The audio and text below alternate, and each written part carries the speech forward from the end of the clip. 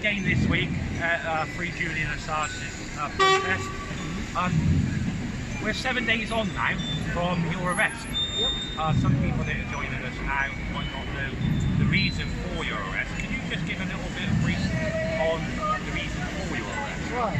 Well, there's the official police reason, what they say it's all about, and there's a van right in front of us right now. And there's the real reason. The real reason is that Julian Assange's trial finished on the Thursday, week before last. Now, we've been here every Saturday for the last 3 months, between 4 and 6 o'clock, with no problems whatsoever, until just last Saturday.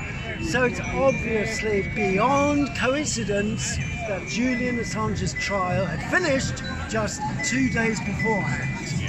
And that is the real reason that the police came down on us. Is there any reason why the police singled you out? Because you wasn't the only person there that was allegedly in breach of the COVID-6 regulation. So, how... Basically, I think it's because I refuse to go quietly, I think. And what the police want above all is to feel that their authority is, obeyed without question. And anybody who questions their authority is going to get done. And that is the basic. How do you feel as a person of a man who's obviously lived some life, how do you feel being treated like in your elderly years? The years have got nothing to do with it. Well, how do you feel to be treated like that as a member of the public? Because that day you were law-abiding, you weren't causing no trouble, you was just exercising your freedom of speech, and you were stopped. Quite honestly, it's just what you'd expect. We read on all these what can you say, radical websites that, police states, blah, blah, blah, blah, blah. And the average person in the street thinks, come off it, police state, no, this is good old Britain. Things like that don't happen.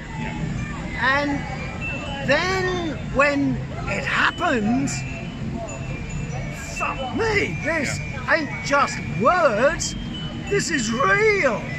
We are living in something approaching a police state in which it's the police that decide the law.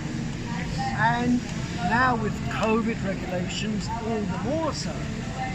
The government is in the process of training up a lower tier police force to enforce COVID regulations. They're going to go into pubs and restaurants and what have you to enforce the 10 p.m. curfew. They're also going to be patrolling the tube. It's like a low-grade police force, and the point being that they're not going to be subject to the usual checks and balances that apply to the regular police. Yes. That is the crux of the matter. So, the police state has arrived. Can you see anything changing in the future for our freedoms being given back to us, because they're being eroded every single day, our rights of freedom of speech. We're not allowed to say most things now without being tarred racist, far right. So that sort of thing, do you think anything that's going to come back to us? No, never. Of course there'll be, Bojo's fig leaf of, crisis is over, and that's, at least 2 years away. But, they'll make a big song and dance saying, okay, crisis over, you can have your liberties back, but... Do you believe that we were ever in a crisis to begin with? Well, look, pretty much, yes. I mean, the COVID stuff does exist. Yes. And, I would never want to pretend that it doesn't exist. However, everything about it is being exaggerated, for God's sake.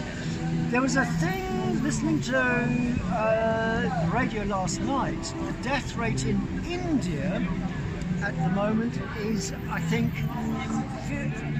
56,000. No, hang on, I'm wrong. It was something like 110,000 or something like that. Now, when you compare that to the death rate in England of 44,000, well, you know, India's is nothing. So, figures somewhere are being exaggerated. So do you believe and my bet is it's the British figures that are being vastly exaggerated. Is it true that in saying with the lockdown, the stringent... it's an excuse for the creeping police. As a country, you look at the likes of Sweden, they never had a lockdown. And they didn't have half the numbers of what we've had in this country. Actually, as a matter of fact, that's not quite true. No? No, they're admitting that their figures are a lot higher. A lot higher. Yeah.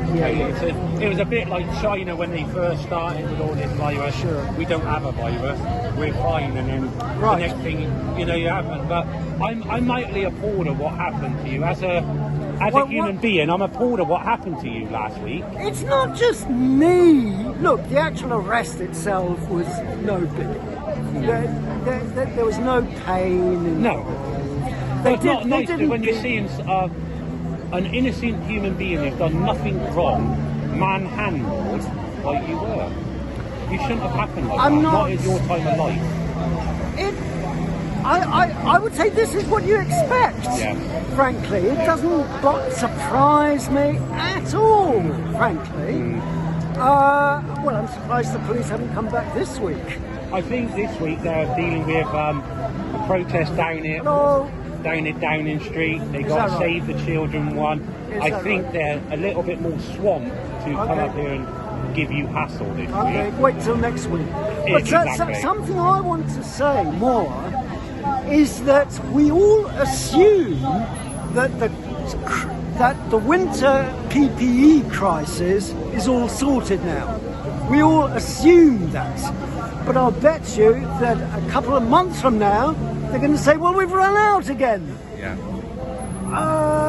Because we didn't foresee this, we thought we'd had it all under control. And the problem is, it's all been privatised. Track and trace has been privatised. Yeah. And that's why it's not happening. No. And that's what people don't realise. And that's what happens when you vote fucking Tory. That's what happens. And that said, it would have been the same under Keir Starmer. It would have been the same. So I mean, we all moan that, would it be different under Starmer, under a Labour government? No, it would be the same. Exactly. Because it doesn't matter who's in power. Right. It's still the same people controlling it. It's still the same people calling the shots. I would say, I slightly disagree. I wouldn't say it's not the same people. Yeah, I know what you mean. I'd say it's the same process. Same process, yeah. Maybe the terminology. Call it capitalism, call it socialism, whatever. It would be the same in Russia, for God's sake. This is it.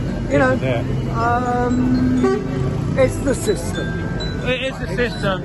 But I do appreciate you speaking to us there, Peter. Thank you very much. Really do appreciate it. By the way, I have been arrested in Togo, West Africa. Really? Yes.